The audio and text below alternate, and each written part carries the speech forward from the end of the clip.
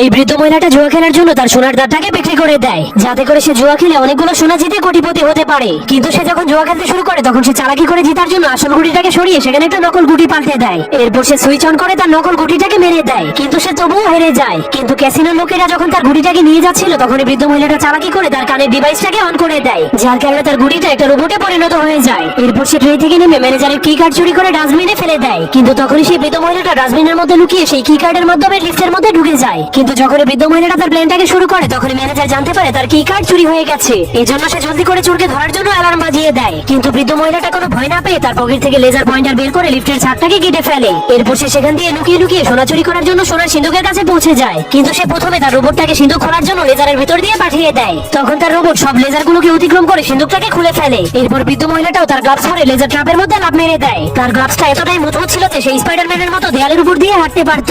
কিন্তু তখনই সিন্ধুকের সকল দরজাগুলো অটোমেটিক ভাবে বন্ধ হতে শুরু করে দেয়, যার কারণে বৃদ্ধ মহিলাটা জলদি করে সোনার লকারের কাছে যেতে শুরু করে দেয়। কিন্তু তখনই সেই ম্যানেজার সেখানে চলে আসার কারণে বৃদ্ধ মহিলাটা ভয় পেয়ে নিচে পড়ে যায়। কিন্তু বৃদ্ধ মহিলাটা তবুও হার মানে না।